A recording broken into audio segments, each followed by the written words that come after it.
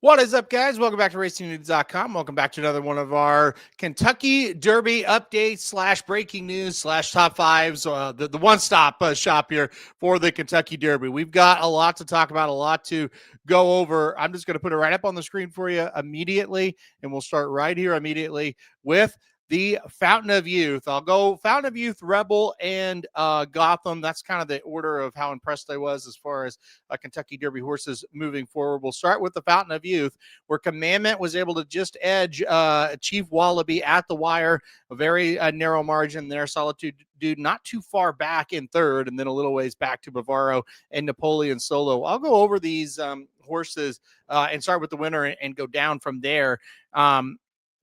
I was very impressed with this race overall.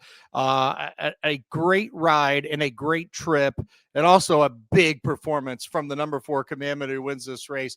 101 buyer speed figure for Commandment, a 100 buyer speed figure for Chief Wallaby. So two very legit horses. I think the number's pretty legit. Look, I think when you go back and watch this race, the difference is going to be that trip on the inside. It opened up for Commandment. He saved a little bit of ground, and he's able to just get the job done. But you still have to give him a lot of credit, because if he just runs just a tiny bit worse of a race, Chief Wallaby's still the winner. So very impressed with Commandment. Very excited for him moving forward. He's obviously, he was in my top 5 last week. He'll remain there, obviously, this week. We'll talk about that in a second.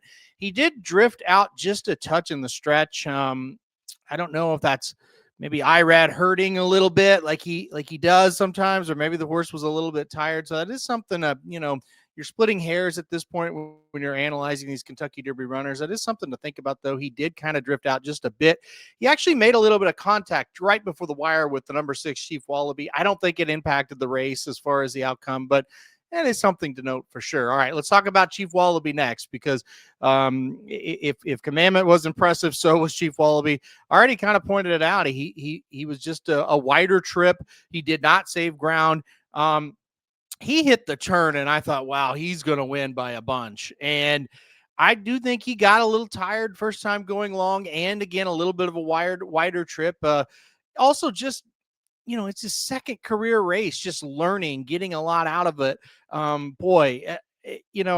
Bill Mott said before the race, hey, it's really tough to ask a horse to do this, that's this lightly raced. And I totally agree and understand, and I'm with him on that. And I think you kind of saw why it's so hard to win a race like that when it's just your second start. Junior Alvarado just kind of kept him wide and kind of kept him out of a lot of trouble, but again, kept him wide and lost a couple of links, I'm sure, because of that. And boy, he still ran so huge for that horse. Just that's his second career start.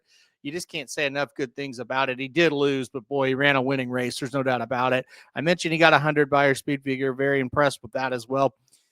If he follows the pattern of a lot of Bill Mott young horses and continues to get better, this is your Derby winner, right? Now, it's still an if. That is not an exact science. They are not robots. Maybe this was too much too soon and he regresses in his next start. I mean, that could happen, right? But if he can just kind of stay on that path and that arc of, boy, getting better and better with each race, at this point in his career, he's a better horse than Sovereignty was at that point in his career last year. Again, Sovereignty's big thing is he improved leaps and bounds as the races progressed last year. If this horse can do that same kind of thing, he's up in that kind of level. Now, again, can he do it? That is a question for another day, right? And that's what handicapping is all about. But boy, for just having 2 starts under his belt, for a guy that doesn't usually want him to pop right out of the gate, right, with the first couple of 2 or 3 starts, Chief Wallaby seems to have a huge future, and that was a great move on the turn to get himself in position to ultimately, he did not win, but put himself in position to win the race. So super impressed with those two. Honestly, not for the Kentucky Derby, but just as a racehorse, I was super impressed with Solitude Dude, who finished third here. This horse is a miler. I think the Pat Day Mile is going to be perfect for him. I think he'll be really tough in that race. My goodness, was he not good here as well?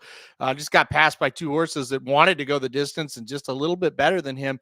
If that's races at a mile, I think Solitude Dude would have won it. I think he would have had enough left to hold him off. So can't say enough good things about him. Maybe not for the Derby, like I said, but I think a sprint slash, miler, I think he's going to be very, very tough. So very good on the top three there. And honestly, we'll talk about the Rebel in a second, but the way Solitude Dude performed here, it made me feel really good about my pick of class president that was going to happen the next day. Of course, ultimately he came through, but we'll talk about that in a second. Bravaro finished fourth, and I think that is who Bravaro is. I think he's a really, really, really nice New York bred who's just a tiny cut below the top horses in this crop. If you want to keep going with him on the Derby, I think he can make it. I think he'll qualify. I think he's like a 14th or 15th place finisher in the Kentucky Derby, though. But this is a very nice horse. I'm not, I'm trying to judge horses. Okay, can they win the Kentucky Derby? And I can't really say with a straight face that I think he can. One horse I wouldn't give up on that a lot of people are giving up on today, and that is Napoleon Solo. He was right there. He was on a really good spot. And when the question was asked, he just didn't fire. But I think he was a little short. I don't think he was 100% fit. You watch that race back over and over, and it's like, I think he was kind of putting himself in a position to win, and he was just empty when called upon. If he has a little bit of run when called upon, which could happen next time out once he gets second race off the layoff, I think he has a right to improve. I would take him to the Wood Memorial, where it's going to be a little bit easier of a spot. At least I'm guessing. You never know, but I'm guessing. I think he'll be okay. I would not totally give up on Napoleon Solo. I was disappointed. Certainly, he was my pick to win the race, and I was not happy with how he ran, and you shouldn't be either. But in the future, I still think there's something there. I wouldn't totally give up on him. Jackson Hole, I think he kind of is who he is. He probably, needs an easier spot or a little bit better of a trip. But I'm kind of out on him as far as a Derby horse. But very, very impressed with the Fountain of Youth. Let's go to the Rebel. And I was just pleased with this race, to say the least. Of course, the pick of class president, and he's able to hold on and get the job done. So I was excited about that. He wins it. Silent Tactics second. They both received 91 buyer speed figures here, so a little bit lower. I'll get into the buyers once I kind of analyze the race. I wouldn't get overly upset. Litmus Test finishes third here. Blackout Time fourth. Soldier and Diplomat fifth. So kind of predictable top five, really, if you liked class president. I was super impressed with him. He tracked Litmus Test all the way around there. I was talking to Jared after the race, and I said, even though Litmus Test was ahead, it felt like class president was just fine. Like he was tracking him up the backside, and Litmus Test kind of got away from him a little bit. But I don't know. I just always felt really good that he was going to get by him, puts him away pretty easily. And then it's a battle between him and Silent Tactic to the wire. Silent Tactic puts his head in front for a bit, but class president fights back and was able to fight him off and win by a nose. So really impressed there. Silent Tactic, mixed reviews, I guess is how I would describe him. Right after the race, I thought, boy, he ran huge. Man, and class president was just unbelievable, and then when you watch it over and over, because, look, right after the race, you're on a high, especially if you got the race right and you bet and you're excited and you're like, man, this horse I picked to win is unbelievably amazing. And Silent Tactic was too, but my horse was just so good that it didn't matter. Go back and watch the replay the next day and you're like, Silent Tactic may have hung a little bit. If he was really good, he probably should have gotten by. I think they both ran really well, but I don't think they both were just unbelievable either. So I think Silent Tactic is still very much a contender. He feels more like a third or fourth place horse than the Kentucky Derby to me. But if that pace really heats up in the Derby, which we've seen recently, he does have a shot because he is very honest. He comes with a run every single time. And he did here too. He just wasn't quite good enough to be class president. It also kind of feels like with the experience edge, it was class president's first time going long versus the experience of Silent Tactic.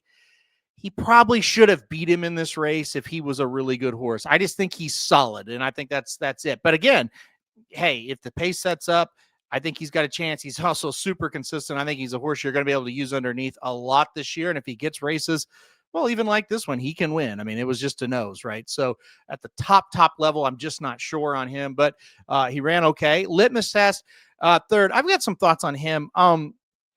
It was a very disappointing race. I would definitely say that, but The other thing I would say about litmus test, his races 2 back and 3 back, talking about the Los Alamitos Maturity and the Breeders' Cup Juvenile. To me, he ran a lot better when he was off the pace. And you go back to the race 4 back in the Breeders' Maturity when he was on the lead, and he kind of looked exactly like he looked here in the Rebel, where he just kind of gave up. I just wonder if he might be better with a target in front of him. I thought it, like I said, his race 2 and 3 back were pretty good. I know he beat nothing 2 back, but he looked good doing it. And then the race in the Breeders' Cup Juvenile, I thought he looked okay in that race. I'd like to see him off the pace and with the target next time out. I'd love to know what the plan was, because I know Bob Baffert, usually it's like, hey, just get him to the front. But I don't know that this horse, I think he needs to sit in like third and have a target. So we'll see if he can bounce back, but it was super disappointing. Blackout Time, kind of predictable how he ran. I think he needed one for sure. We hadn't seen him since October. I just think he needed one. I think he'll get better. I would not throw him out. I think he'll get better next time out. Soldier and Diplomat finishes 5th. He got a horrendous trip compared to what he wanted to. He had to come from out of it. He still ran on. I wouldn't totally give up on him, but I just don't think he's a Derby contender. Really, he might make the race. I don't think he's a win contender. So, look, overall, one last thing I'll say about this. I think the top 2 are contenders for the Kentucky Derby. I do.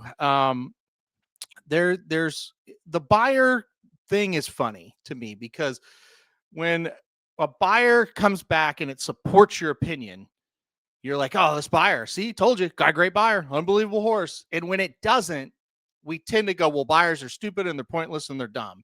Neither one of those things are true. It's one data point. These people that are putting together the buyers, they're doing their best, but there's a lot of opinion that goes into it. And one thing I noticed at Oaklawn Park, I think all the buyers from Saturday and Sunday might be a tad low and they might get elevated. The reason I say that, these times for these mile and 16th races were pretty solid at Oaklawn over the weekend. Magnitude ran 142 and change. I think it was 142.7, and he received a 102 buyer speed figure. I usually can predict buyer speed figures within 2 or 3 points once the day's over and I look at all the times and everything. And I thought he would get like a 106 or 107. I really did. I just thought, man, that's a really good time compared to everything else we've seen. He got a 102. This time for the Rebel was 143.21. And that's a pretty damn good mile and 16th time for 3-year-olds this time of year. I thought I would get a 95, 96, 97. That was kind of my guess. And it got a 91. I think all the buyers might be a little bit low. It doesn't mean they hate Oaklawn. It doesn't mean the guy who made the buyer's an idiot. It's just the track variance is what plays the part of what number goes where. And I think when they set that of magnitude running 142.7 and getting a 102, well, when the next day this one comes in 143.2 run, you kind of have to grade it off. Okay, here's was the 102 that magnitude ran, so it's got to be lower than that.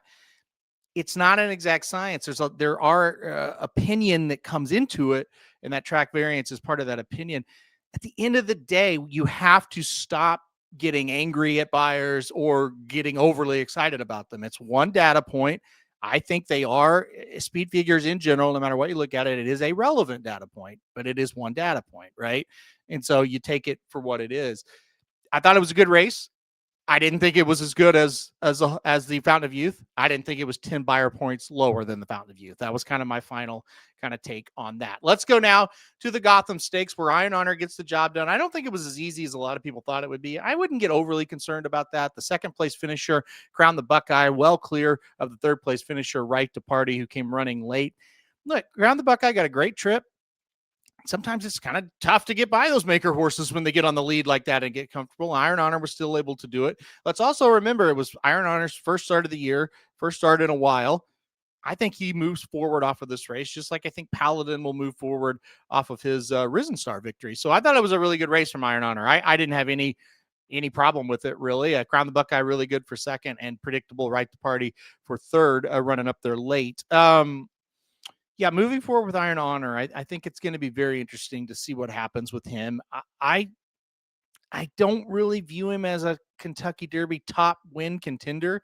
I do think he gets better next out. I think he's in the race, and I think he is one moving forward that's going to be prevalent in some of these big races. So I think he's going to get better at this. I thought it was a really good effort for him to get started. All right, let's get down to the top fives. We've got new top fives, of course, from myself and from John White. I'll start with mine first. Number 5, I put Class President up at number 5. I thought he did enough. First time going long, first time going 2 turns, and I thought he ran well enough in the Rebel there to earn top 5. I was pretty impressed with what I saw. Should get better out of this, and I think that's the big key. And that phrase, "should get better out of this," is going to be a huge key for these next round of prep races and ultimately the Kentucky Derby, because we have a lot of horses that are lightly raced and light on stakes experience that are probably going to be the ones we're going to have to pick from in the Kentucky Derby, because these horses with a lot of stakes experience, they're already either getting beat by these lesser experienced horses, or they're very, very close. So it'll be interesting to see how that goes. Nearly at number 4 for me. He, of course, won the Holy Bull. We'll see him in the Florida Derby. The Florida Derby is shaping up to be something pretty special if they all can get there. So nearly number 4 for me. Paladin, number 3 for me. I'm looking for that step up and improvement for him in the Bluegrass Stakes. That'll be another really good race as well. These last rounds of preps look like they're going to be amazing, by the way. But Paladin there at number 3. Yeah, I like him quite a bit still. Again, he kind of reminded me of Iron Honor, how maybe the Risen Star wasn't as impressive as people thought, but it still was the first race of the year for a Chad Brown horse. They will get better. Number 2, I put Commandment. Even though he won, I think he won the Fountain of Youth because he got the better trip. And also, Chief Wallaby, just his second race, right? Where Commandment running in back-to-back stakes there, but still good on him. I thought he was really, really impressive. He's getting better with each start as well. Hey, I'm not 100% sold that Chief Wallaby will beat him next time. Just my handicapping, that's what I think is going to happen. And that's why I've got Chief Wallaby at number 1. I just was super, super impressed with his run. We all knew the maiden was great, but that next race of stretching out to 2 turns for the first time, trying stakes company for the first time, running wide pretty much the entire time, still winning. I think he's the real freaking deal. Can he win the Derby? I think he can. Is it too much too soon? I think we'll kind of maybe start to get that answer if he regresses in the Florida Derby next out, which is, I assume, is where he's going to run. If he does regress, maybe then we say, well, kind of hit the reset button. But as of right now, I think he's going to be pretty tough in the Florida Derby and ultimately the Kentucky Derby. All right, let's get to John White's now, though. And he's going to put Renegade at number 5 this week. A horse that's sitting right outside for me. Just didn't put him in, but I wouldn't be shocked. I've got him at number 5. Paladin, number 4 for John. So he's still, on the Paladin train a little bit there. Number 3, Nearly. So we're pretty similar there. 3, 4, just flipped them. And our top 2 is going to be the same. Number 2, Commandment for John. I'm sure, yes, it is. Number 1 for Chief Wallaby. I knew that. So Chief Wallaby, Commandment, Nearly, Paladin, and Renegade there for John. So it'll be very interesting to hear his comments that we'll get right now. Both the Fountain of Youth and the Rebel Stakes produced dramatic photo finish. Commandment took the Fountain of Youth by a neck, but I actually came away from the race more impressed by runner-up Chief Wallaby. That's mainly because it was just Chief Wallaby's second career start, as well as his first try around 2 turns. In fact, I was so impressed by Chief Wallaby that he's now my number 1 horse on the top 5. Trainer Bill Mott sent out Sovereignty to win the Fountain of Youth and Kentucky Derby last year. Will Mott win these same 2 races this year with Chief Wallaby? It just might happen. Commandment is now a number 2 in my top 5. He's definitely a serious Kentucky Derby contender. On my updated top 5 this week, Nearly drops from 1 to 3, with Paladin number 4 and Renegade number 5. As for Class President, who eked out a nose victory over Silent Tactic and the Rebel, they are both lurking just beneath my top 5. And I will echo John's comments. Both of those horses, Silent Tactic is right there with probably number 6, honestly, on mine, and probably Renegade 7, or you could flip them. I would actually flip them, put Renegade 6, and then Silent Tactics 7. So we see it very much the same here. I think those 7, kind of have stamped themselves. It's still, as I record this March 2nd, there's a long ways to go. We got good races coming up this weekend as well. And on that subject, let's talk quickly about what coming up this weekend, the Tampa Bay Derby and the San Felipe Stakes. Neither race is drawn yet. Now, the good news is the San Felipe will draw later today on Monday, so we'll get that card out and start looking at it. Tampa Bay Derby, one of those tracks, still drawing their Saturday cards on Wednesday. So very annoying. It'll be the last time we have to deal with it, but still very annoying that Tampa Bay still does it that way. Potential horses for the San Felipe: Potente, Brant, Start the Ride, Robusta, Boyd. Those are the ones you hear them. I'm sorry, Secured Freedom, and So Happy are a couple of other ones I missed out there. So Potente, Brant, Start the Ride, Robusta, Boyd is possible. Secured Freedom, So Happy. Those are the ones. Also, I'd throw Butane in. He is possible as well. So Bob Baffert will have multiple entries in here. We'll have a full preview of this race once it draws. Probably coming to you on Tuesday. We'll have a full preview of that one, and then we'll look at the Tampa Bay Derby here. Basically, these are the names we need to know right now: the Puma, Canaletto, and Further Ado. Those are three horses that are pointing for this race. And it sounds like those are going to be your main three entries. Those are the three we're really going to have to look out for in this one. I think this has a chance to be very fascinating. I really don't know what I'm going to do with it at this point. And usually I do. Kind of before they draw, I've got an idea of, okay, here's who's pointing here, and we'll see. Further Ado is a pretty damn good horse that's got a little bit more experience than Canaletto, but Canaletto, man, he looked good in that debut. The Puma is a horse that I think will run better getting Javier Castellano back aboard. And I also forgot to mention, and I don't think it's a foregone conclusion, but I think it's going to happen. Power Shift, the horse that got beat by Emerging Market on Sam F. Davis Day in a maiden special weight.